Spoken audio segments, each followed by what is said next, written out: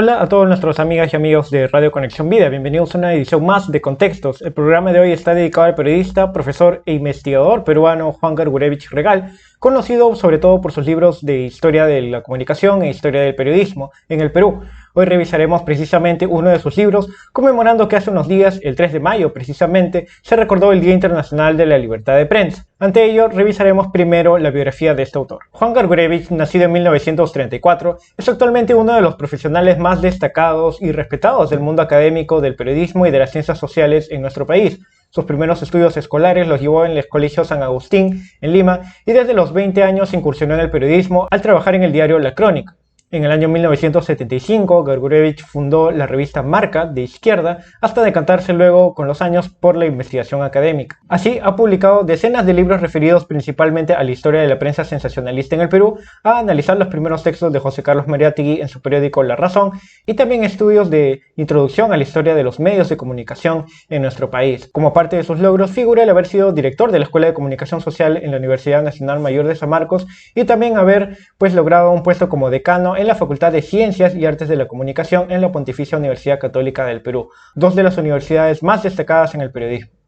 Entre sus principales libros figuran así Historia de la prensa peruana, Mito y verdad de los diarios de Lima, La comunicación imposible, Mario Vargas Llosa, Reportero a los 15 años y más recientemente, publicado el año pasado, 2022, Velasco y la prensa. Bien, sin más preámbulo, vamos ahora a analizar un libro de este autor que se llama De periodistas a comunicadores, crónica de una transición, y que lo tengo precisamente aquí conmigo. Se trata de una publicación del año 2014 de poco más de 80 páginas con el sello de la editorial La Voz, del propio autor.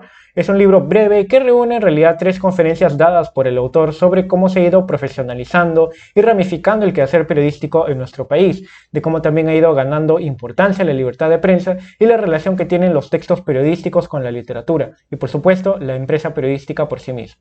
Sin más preámbulos, veamos a continuación algunos extractos de este libro. La práctica del periodismo, como sabemos, consiste básicamente en la recolección de información de actualidad y vigencia relevantes, procesamiento y edición en formatos adecuados según el medio elegido y su distribución o difusión al público, y esto es lo que hacían los Curiosi y Subrostani en tiempos del Imperio Romano, los juglares medievales, los Menanti del Renacimiento y los relacioneros que vinieron de España en el siglo XVI con sus imprentas gutenberianas. La sabiduría de reconocer las significaciones en la cotidianeidad es tan antigua como la curiosidad. Pero ¿en qué momento de la historia ubicamos con nitidez a los profesionales de la comunicación, entendidos como persona dedicada a tiempo completo a este oficio? O quizás sería mejor preguntar sobre cuál es el momento en que la sociedad reconoce a los periodistas como tales y les adjudica espacios particulares que desarrollarán hasta convertirlos en propios. Hará falta un largo recorrido, como veremos. Se ha dicho que la primera revolución de nuestro campo de interés fue la escritura, es decir, la posibilidad de fijar nuestro pensamiento y escapar de la oralidad, y la segunda es la de la imprenta, que nos dotó de las copias sin límites de un mismo escrito. Es en ese momento, entre los siglos XV y XVI, cuando los textos se multiplican y viajan, que surge la censura en forma institucionalizada e imponen los límites porque se ha comprendido muy rápido el enorme valor a la vez que el peligro de la difusión de informaciones e ideas. Las primeras disposiciones que limitan la libertad de expresión nacerán así en un contexto de luchas religiosas y políticas. Antes, cuando las noticias circulaban escritas a mano, su precio era tan alto que solo podían leerlas príncipes, ricos y sacerdotes. Para los otros estaban las canciones, las leyendas y los cuentos, que no eran menos importantes en información a la vez que entretenimiento. Pero en el tránsito de la Edad Media a la moderna, la información comenzó en un proceso muy largo a dejar de ser privilegio para expandirse, creándose su necesidad hasta tal punto que debió convertirse en periódica, primero anual, luego semestral, semanal y, finalmente, diaria cuando la legendaria Elizabeth Mallet dirigió el primer cotidiano inglés en 1702. El autor explica en las primeras líneas del libro que las primeras narraciones de hechos ocurrieron con la colonia a partir del siglo XVI aproximadamente, con la influencia europea y la llegada de la escritura. Esta periodización rápida de la historia del periodismo, como la conocemos hoy en día, aglutina varios hechos, desde el Imperio Romano hasta las innovaciones tecnológicas con la escritura y el desarrollo de la imprenta, que volvió masiva la difusión de la información. Como la libertad de expresión fue también en auge, Gargurevich contextualiza este hito con la oposición de las élites para detener el pensamiento propio, la difusión de los hechos, porque una ciudadanía más educada, más informada, era sin duda un peligro para los regímenes del mundo en el siglo XIV y XV, en la Edad Media aproximadamente. Vamos a ir ahora con la segunda cita del programa. El folletín nació en Francia como literatura popular. Inmediatamente los críticos desvalorizaron le roman feuilleton como literatura para porteras, pero en poco tiempo alcanzó tal popularidad que los grandes escritores se trasladaron a diarios como La Presse, que publicó entre 1837 y 1847 10 novelas de Balzac, o Le Siècle, que contrató en exclusiva a Alejandro Dumas, quien junto con Eugenio Sue y otros famosos de su tiempo transformaron el rostro del periodismo popular europeo. La influencia llegó a Lima a través del diario El Comercio, que había sido fundado en 1839. Ese mismo año inició la publicación en serie de un texto sobre educación familiar, pero al año siguiente se lanzó de lleno a la literatura con Aníbal en Capua, El Bastardo, etc. El principal éxito llegaría con El judío errante de Sue en 1844. La primera novela folletín nacional en publicarse en El Comercio fue la producción de Narciso Aréstegui, El padre Orán, en 1848. Una truculenta historia de amor ambientada en Cusco sobre un cura enamorado que mata a una joven y se suicida. La trama era escandalosa, pero basada en un hecho real y atrajo muchos lectores, ayudando a la consolidación de una relación estable entre periodismo y literatura, aun cuando fuera para porteras, que duraría 100 años. Aréstegui murió prematuramente en 1869, dejando varias obras escritas. 2 novelas suyas, El Ángel Salvador y Faustina, se publicaron como folletines póstumos en el diario La Patria de Lima. A partir de entonces, ya no sería concebible la edición de un diario sin su novela seriada, es decir, la literatura escrita especialmente para diarios con la técnica del suspense francés. En cuanto a otros autores nacionales, registramos solamente la novela En el País de los Sueños, novela hindú, escrita para la efímera Gil Blas, por Roberto Badam. Abraham Valdelomar publicó por capítulos en Variedades su texto La ciudad de los tísicos, la correspondencia de Abel Rosell, entre junio y septiembre de 1911. En 1917, la crónica publicó por entregas La visión redentora de José Félix de la Puente. Los últimos folletines se publicaron en las ediciones postreras de El Comercio de la Tarde en los años 50. En este apartado, Juan Gergurevich transita por un aspecto a veces vilipendiado de la historia de la prensa o incluso de la literatura, el de las novelas por entrega o las historias por folletín.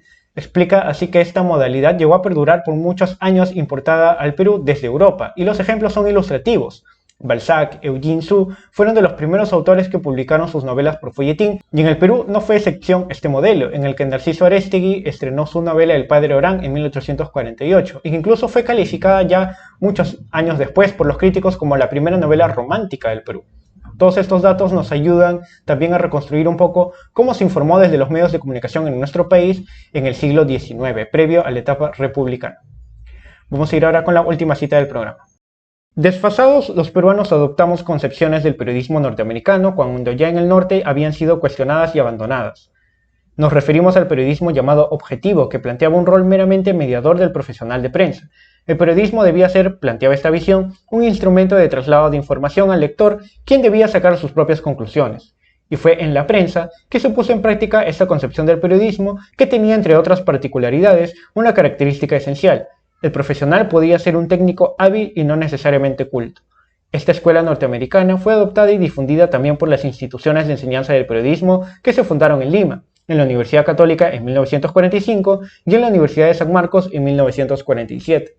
A partir de entonces, solo se exigió a los periodistas una buena redacción, dominio de las técnicas, como aquella de la pirámide invertida de la Associated Press, dando como resultado la formación de periodistas que carecían de las virtudes de los colegas de antaño.